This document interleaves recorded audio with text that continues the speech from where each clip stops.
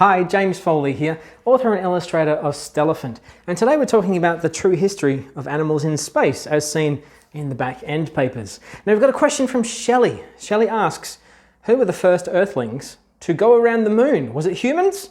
Good question, Shelley. It was not humans. The first Earthlings to go around the moon were in fact 2 tortoises and some mealworms in 1968.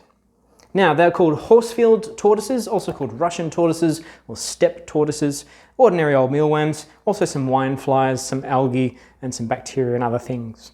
Now, they all went around the moon. They were not controlling the spacecraft themselves, as you can imagine. Mealworms, not very bright. Tortoises just want to stay in their shell a lot of the time. It was controlled remotely from Earth.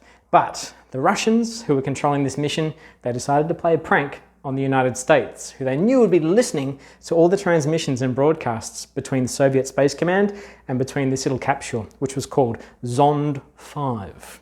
So the Russians got one of their cosmonauts called Pavel Popovich to communicate into a microphone at Soviet Space Command, and they relayed his voice to the spacecraft, which was going around the moon, and then had it come back to Earth to make it seem as if Pavel, the cosmonaut, was actually on that spacecraft. They knew the US would be listening to all these transmissions, and they were.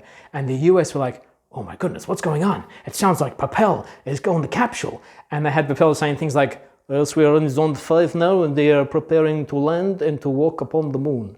And the Americans are going, what's going on? This is ridiculous. We haven't even got someone close to there yet. What's going on? Quick, tell the president. And it was President Nixon at the time, and he said, oh my goodness, what's going on? The Russians are already on the moon, oh my goodness.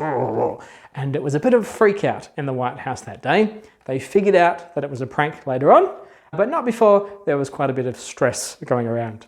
Now, Zond 5 continued on with Zond 6, Zond 7. Zond 7 had a kind of human occupant in it.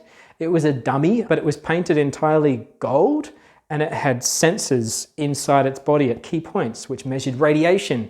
And this dummy was about 1.7 meters tall, about 70 kilograms, and it was modeled after Yuri Gagarin, the first human to go into space. It was called the FM2 Tissue Equivalent Phantom Mannequin, and it basically looked like a giant golden puppet. The sort of stuff that you would see in sort of a horror film. But they've stuck it in a spacecraft, sent it around the moon on Zond 7, also on Zond 8, and they also had it go around the Earth on another mission later on. The strange things that happen in space. Thank you for your question, Shelley. If you've got any other questions, stick them in the comments. And that was the true history of animals in space.